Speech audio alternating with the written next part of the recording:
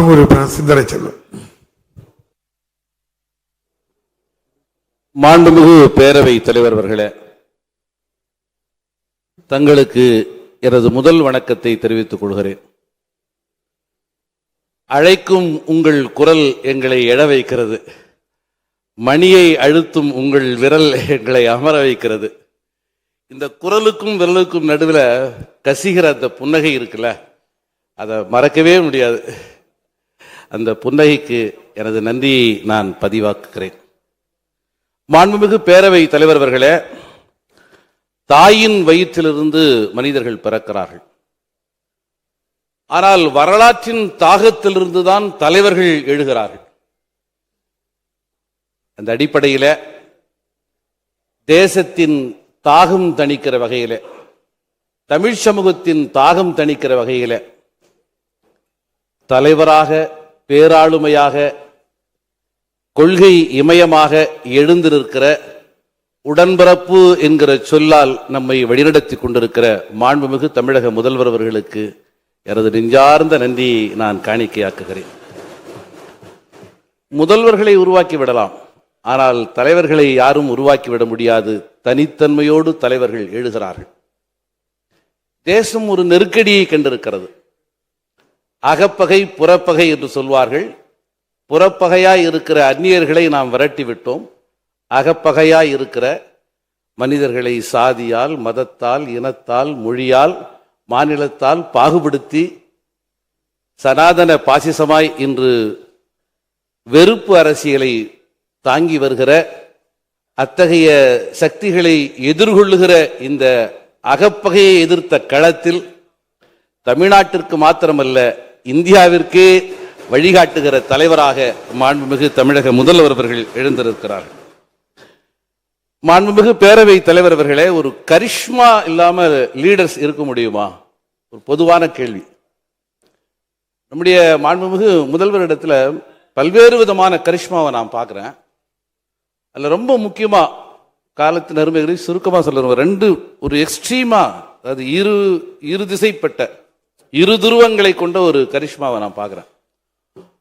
ஐயன் வள்ளுவர் சொல்வாரு, செவிகை சொற்பொருக்கும் வேந்தன் கவிகை கீழ் தங்கும் உலகு அப்படிங்கிற ஒரு திருக்குறளை சொல்வார். ரொம்ப கடுமையா செவியில கேட்க முடியாத அளவிற்கு கடும் சொற்களை சொல்லுகிற, அவதூறுகளை எல்லாம் தாங்கக்கூடிய ஒரு வேந்தன் தான், அவருடைய அந்த நிழல்ல தான் உலகம் அமைதியா தங்கும்னு.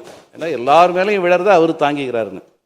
அது மாதிரி எத்தனையோ தலைவர்கள், முதல்வர்கள் இந்த இடத்துல இருந்திருக்கிறாங்க.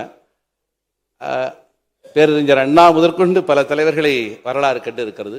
யாரும் சந்திக்காத மிக மோசமான நெருக்கடிகளையும், அவதூறுகளையும், சோதனைகளையும் நம்முடைய முதல்வர் சந்தித்திருக்கிறார்.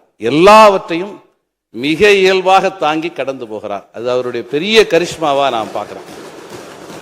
இது மாதிரி ஒரு கொள்கை நிலையில வலிமையாக உறுதியா நின்று போராடின பல தலைவர்களை நம்ம பார்த்துருக்கிறோம். ஆனா அந்த தலைவர்கள் கொள்கை நிலையில உறுதியா இருப்பாங்க, தங்களுடைய உயிரியை கூட தியாகம் பண்ணியிருப்பாங்க. ஆனா களத்துல வெற்றி பெற முடியாம போயிருப்பாங்க. ஆனா கொள்கையிலையும் உறுதியா இருந்து எல்லா களத்திலையும் வெற்றி வெற்றி அப்படின்னு இந்த ரெண்டு இருதுருவ பேராளுமை அதனுடைய அடையாளமாக நம்முடைய மாண்புமிகு தமிழக முதல்வர் அவர்கள் விளங்குகிறார். இன்னொன்றையும் நான் சொல்லிடுறேன், எனக்கு புரியுது. பேரவைத் தலைவர் அவர்களே, ரொம்ப மனம் நிறைந்து நான் சொல்ல விரும்புகிறேன். நீங்கள் அரசியல் களம் என்பது ஒரு உடனடி தேவைகளை எதிர்கொள்ளுகிற களம். இந்த உடனடி தேவைகளை எதிர்கொள்ளுகிற அரசியல் களத்தில் வெற்றி பெறுகிறவர்கள், அதில் கவனம் செலுத்துறவங்க, எதிர்கால சந்ததியை கணக்கில் கொள்ளுகிற பண்பாட்டு தளத்தில் கவனம் செலுத்த முடியாது. ஆனால் அரசியல் களத்திலும் பண்பாட்டு தளத்திலும் தமிழகத்தை தலைநிமிர்த்தி இருக்கிற ஒரு பேராளுமை நம்முடைய மாண்புமிகு தமிழக முதல்வர் அவர்கள். நான் ஒன்றை இந்த நேரத்தில் சொல்ல விரும்புகிறேன். அது என்னுடைய மனசோட நான் அது சொல்லணும், ஆனாலும் அவையில் சொல்கிறேன். முதல்வர் ஒரு ஆரோக்கியம், அவர் வரும்போது ஸ்மார்ட்டாக அந்த அவருடைய நடை அந்த நிற்கிறது, அந்த ஸ்மார்ட்னஸை நான் ரசிச்சிருக்கேன். இந்த ஸ்மார்ட்னஸ்க்கு பின்னாடி, அவருடைய ஆரோக்கியத்துக்கு பின்னாடி இருக்கிற அவருடைய துணைவியார், எங்களுடைய அண்ணியார் துர்கா ஸ்டாலின் அவர்களுக்கும் இந்த நேரத்தில் நான் நன்றியை சொல்கிறேன். ஏன்னா இவ்வளோ வேலைகளை இப்படி வேலை செய்கிறாரு. எல்லாம் நம்முடைய மாண்புமிகு வேளாண் துறை அமைச்சர் கூட சொன்னார், அப்படி எங்களை வேலை வாங்குறாரு, வேலை செய்கிறாரு. இவ்வளவு வேலைகளுக்கு பின்னாடி அந்த உடல் ஆரோக்கியத்தை பேணி பாதுகாத்திருக்கிற அந்த அன்னைக்கும் என்னுடைய நன்றியை சொல்லுகிறேன். நிறைவு செய்ய விரும்புகிறேன். மாண்புமிகு பேரவை தலைவர் அவர்களே, வெட்டனவை மெத்தனவை வெல்லாவாம்னு அவை திருமகள் சொல்லுவாங்க.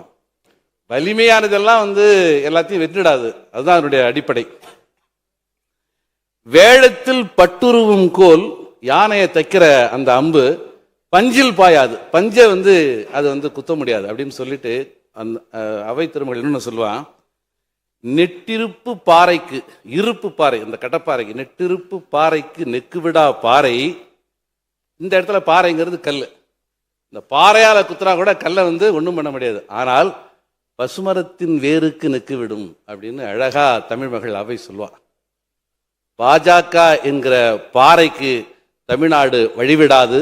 ஆனால் பாசத்தின் தேராய் பசுமரத்து வேராய் இருக்கிற தமிழக முதல்வர் அவர்களே, உங்கள் தலைமையிலான இந்த கூட்டணியின் வருகைக்கு தமிழகம் காத்திருக்கிறது, தமிழகம் இருக்கிறது என்பதை இந்த நேரத்திலே நிறைவாக சொல்லி, ஒரு பொதுவான பார்வை, கடன் பற்றிய ஒரு உரையாடல். ஒரு மது போதையில மூழ்கி கிடக்கிற குடும்ப தலைவர் மதுவுக்காக போய் கடன் வாங்கலாம். அந்த கடனையும் தன்னுடைய பிள்ளையை படிக்க வைக்கணும், தன்னுடைய கணவனை காப்பாற்றணுங்கிறதுக்காக தாய் வாங்குற கடனையும் ரெண்டையும் ஒன்னா இணைச்சு பார்த்துட முடியாது. தமிழக அரசு ஒருவேளை கடன் வாங்கி இருந்தாலும் அது அடித்தட்டு மக்களையும் மேலுயர்த்துகிற நோக்கத்தோடு அந்த செயல்பாடு நிகழ்ந்திருக்கிறது. ஆகவே 100 ஆண்டு வாழ்க என வாழ்த்துகிறேன். எனது சார்பிலே வாழ்த்துகிறேன். எழுச்சி தமிழர் மரியாதைக்குரிய தலைவர் முனைவர் அண்ணன் திருமாவர்களின் சார்பிலே வாழ்த்துகிறேன். என்னை இந்த மாமன்றத்திற்கு அனுப்பி வைத்த மன்னை மக்களின் சார்பிலே, காட்டுமன்னார் கோவில் மக்களின் சார்பிலே வாழ்த்துகிறேன். 100 ஆண்டு வாழ்க, வெற்றி உமை சூழ்க என சொல்லி அமர்கிறேன். நன்றி, வணக்கம்.